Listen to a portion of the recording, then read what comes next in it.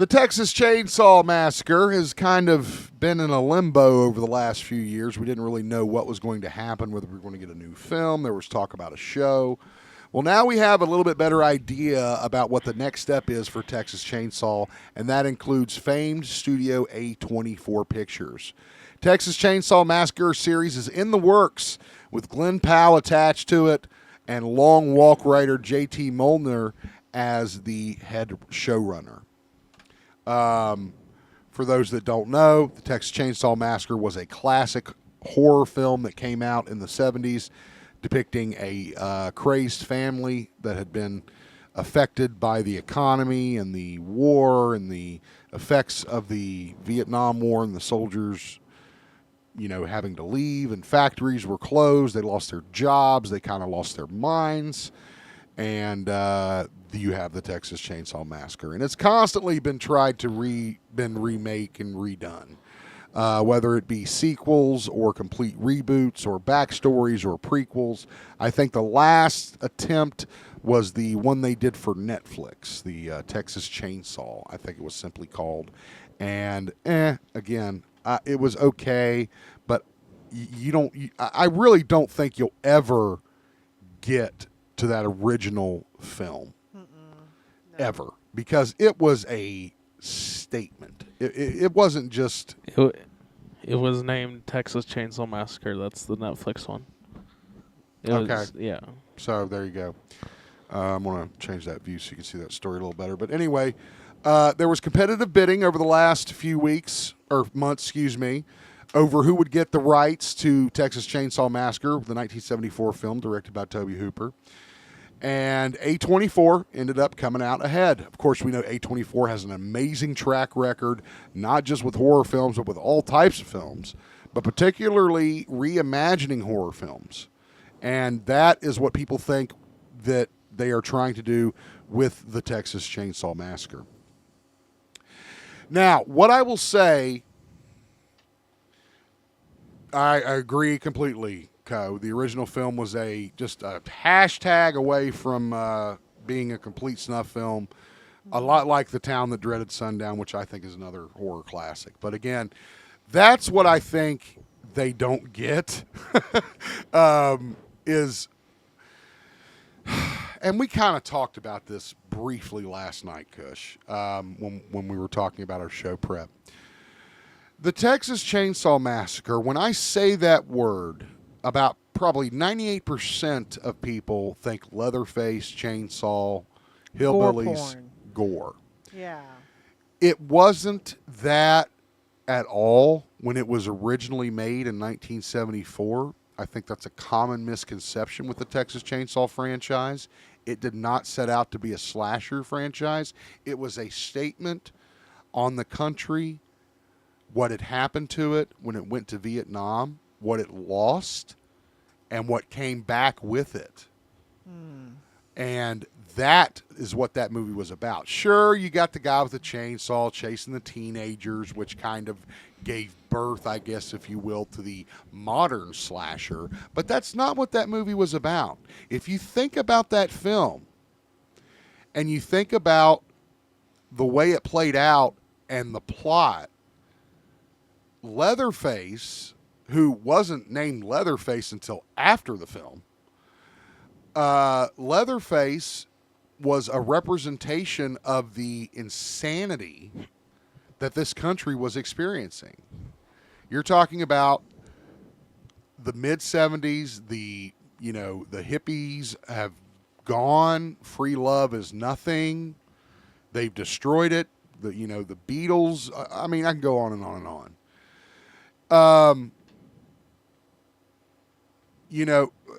Again, what I mean is, it wasn't like a Jason film.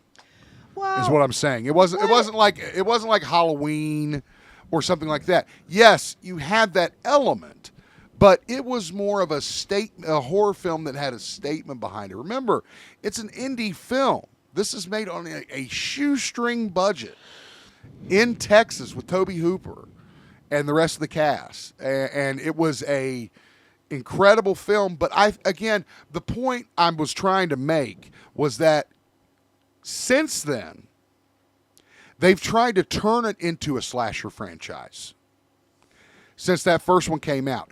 Tobe Hooper came back and directed the second one. I'll tell you why he did. Because he was contractually obligated to. Because he was working for Canon Pictures. They signed him for Invaders from Mars, and the next, on the condition that he made a sequel to Texas Chainsaw Massacre. Now, what Toby did was he turned it into a dark comedy.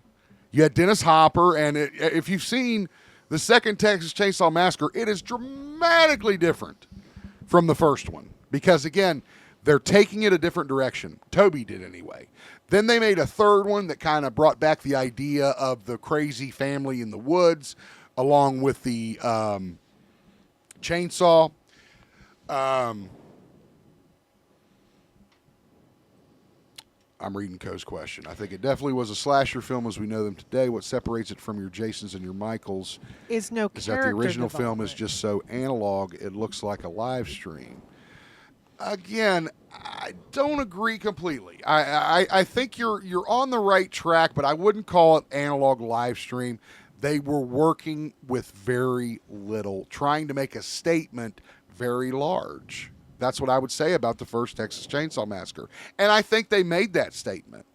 And it was barely shown. I mean, I think you'll know this, Co. It barely showed anywhere in the country because it was considered a snuff film. The way it looked, the way it was shot, some of the scenes. Well, despite the fact that we don't consider the original Texas Chainsaw Massacre gory today, at the time it was considered incredibly gory.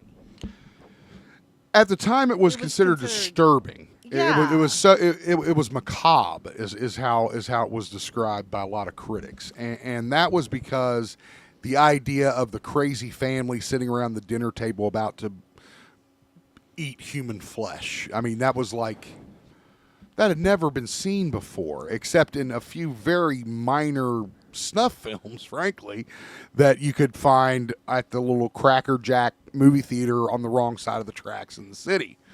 I'm going to also say, yeah, the original Texas Chainsaw Massacre was working with a $60K budget. That's what I'm saying. I mean, that may seem like a lot, and maybe even back then, but no, it wasn't a lot. And there was a lot of things that were fought. I've read a Tobe Hooper biography, and a lot of things he fought for in that film. A lot of shots, a lot of scenes, a lot of dialogue, a lot of story, a lot of character. There were some characters they didn't want him to include. So without Tobe Hooper, I don't think you have Texas Chainsaw Massacre. Now, as far as this remake,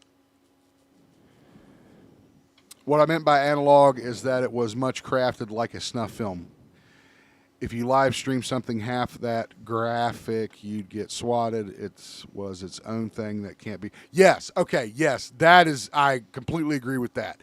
It was shot in an almost guerrilla style before guerrilla came along. Mm-hmm. And that is something. Exactly, Co. You're talking for me, bro. Again, that's why the older horror holds up so well, even now, because you can't redo it. It can't be. You can expand on it. You can maybe. Well, it was so tied to the time period that it was made during. Sure. Oh my God, all day long. I don't think this worked. Like they tried to do the remake, or they did the remake with Jessica Biel, which I thought was okay, but they didn't make it for modern times. They shot it as if it were back in the set. Because again, I don't think this would happen any other time in this country. That was the time. That it was a horrible time.